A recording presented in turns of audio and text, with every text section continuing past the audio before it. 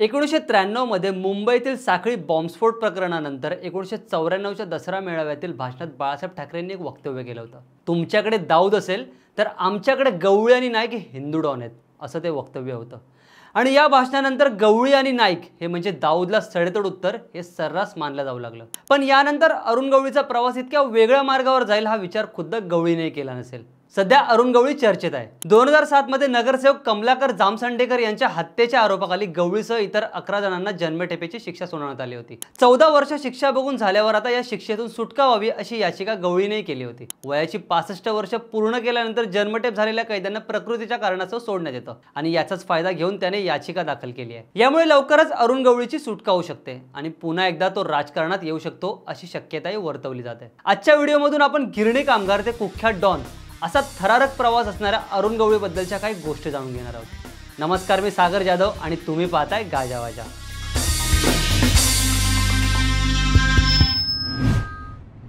अरुण गुलाब गवळीचा जन्म अहमदनगरमध्ये झाला। अरुणचे वडील मूळचे मध्य प्रदेशच्या खांडवाचे। 1950 मध्येच नोकरीनिमित्त ते आधी अहमदनगर आणि मग मुंबई येथे स्थायिक झाले। मिलमध्ये काम करणाऱ्या गुलाब गवळी यांची नोकरी सुटली आणि अरुणच्या शिक्षणालाही ब्रेक लागला। त्यानंतर त्याने शक्ती मिल्समध्ये काम सुरू केलं। मिलमध्ये काम सुरू केल्यापासून छोट्या मोठ्या बेकायदेशीर उद्योगांमध्ये अरुण सामील होऊ लागला। याच दरम्यान मुंबईत अंडरवर्ल्डचा दबदबा निर्माण व्हायला सुरुवात झाली होती। वर्धा राजन, दाऊद इब्राहिम, करीम लाला, हाजी मस्तान या कुख्यात गुंडांची नावं प्रत्येकाच्या तोंडावर होती। अशातच अरुण गवळीने मुंबईच्या गुन्हेगारी विश्वात पाऊल ठेवलं। मुंबईच्या भायखळा आणि इतर परिसरात मटका आणि दारूचे अड्डे चालवणाऱ्या कुंदन दुबे, पारसनाथ पांडे आणि मोहन सरमलकर या भायखळा कंपनीला संपवण्यात अरुण गवळी, रमा नाईक आणि बाबू रेशीम या तिघांचा हात होता। पांडेच्या हत्येनंतर या तिघांचा गुन्हेगारी विश्वातील दबदबा आणखीनच वाढला होता।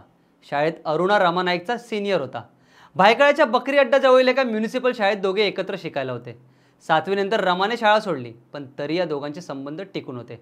बाबू रेशीम हा माझगाव डॉकच्या कॅन्टीनमधील कामगारांचा नेता होता। रमा आणि अरुण ज्या परिसरात त्यांचे अवैध उद्योगधंदे करायचे तिथेच बाबू देखील राहायचा आणि कालांतराने तो त्यांच्यातच सामील झाला। 1975 मध्ये आणीबाणीनंतर मिसा अंतर्गत रमा नाईकला अटक करण्यात आलं। तुरुंगात असताना त्याचा संबंध वर्धा राजन मुदलियार या भाईशी आला आणि इथूनच अरुण गवळी, रमा नाईक आणि बाबू रेशीम या तिघांचा गुन्हेगारी विश्वातील दबदबा वाढायला सुरुवात झाली। वर्धा राजन यानेच तिघांच्या धाडसी स्वभावाचं कौतुक केलं होतं, ज्यामुळे या विश्वात त्यांची सहज एंट्री झाली। या तिघांनी खंडणी, विदेशी मालाची तस्करी असे अवैध धंदे सुरू केले। याच दरम्यान डॉन वर्धा राजन चेन्नईला परत गेला, तर 85-86 दरम्यान करीम लाला याने गुन्हेगारी विश्वाला रामराम ठोकला। यानंतर मुंबई अंडरवर्ल्डमध्ये दाऊद गँग आणि अरुण गवळी रमा गँग यांच्यातील धुसफूस वाढू लागली। पांडेच्या हत्येनंतर अरुण गवळीला अटक करण्यात आली होती, पण महिन्याभरातच तो बाहेर आला आणि दगडी चाळीच्या बाहेरच त्याने एक बोर्ड लावला ज्यावर लिहिलं होतं BRA गँग। तुरुंगातून परतल्यावर त्यांची ताकद आणि वर्चस्व आणखी वाढलं। 1988 मध्ये दाऊद दुबईमध्ये गेला आणि तिथूनच तो मुंबईवर कंट्रोल ठेवू लागला। याच दरम्यान रमा नाईकला पोलीस एन्काउंटरमध्ये मारण्यात आलं।